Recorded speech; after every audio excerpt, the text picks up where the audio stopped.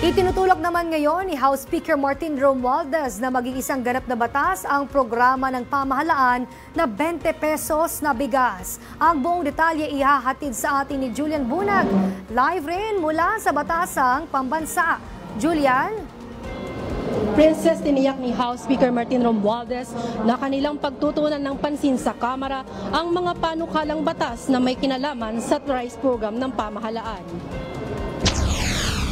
Suportado ng lider ng Kamara ang pangarap ni Pangulong Ferdinand R. Marcos Jr. na maghatid ng sapat, abot-kaya at dekalidad na bigas sa bawat pamilyang Pilipino. Patunay yan ang iniutos ni Speaker Romualdez sa mga eksperto sa polisiya at budget ng Kamara na magsagawa ng komprehensibong pag-aaral upang opisyal na maging pambansang polisiya ang 20 pesos kada kilo na bigas.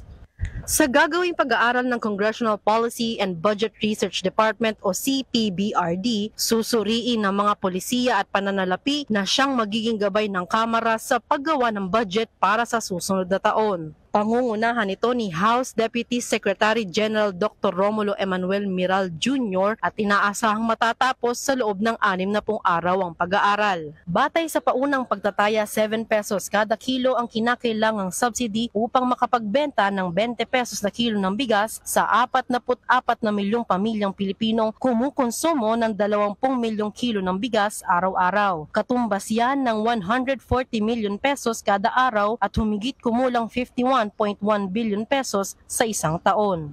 Ngayong taon, 20% na ang nagiging sakop ng programang ito o katumbas ng 17 billion pesos. Inaasahang mapapalawak pa ito sa 35% na may gastos na 30 bilyong piso habang aabot naman sa kalahating porsyento pagsapit ng taong 2027 na nagkakahalaga ng 51 billion pesos. Ayon pa sa lider ng Kamara, ilan sa mga hamong binanggit ng Pangulo sa paggamit ng pulisiyang ito ay ang patuloy na smuggling, hoarding at labis na pagsuporta sa mga imported na bigas na nagdudulot ng kakulangan ng suporta sa mga lokal na magsasaka.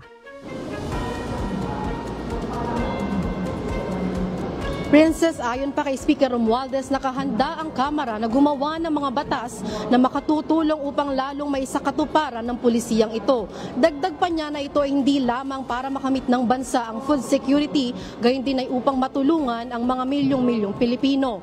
At yan lamang muna ang pinakahuling update para sa totoong balita sa Bagong Pilipinas. Julian Bunag, Congress News.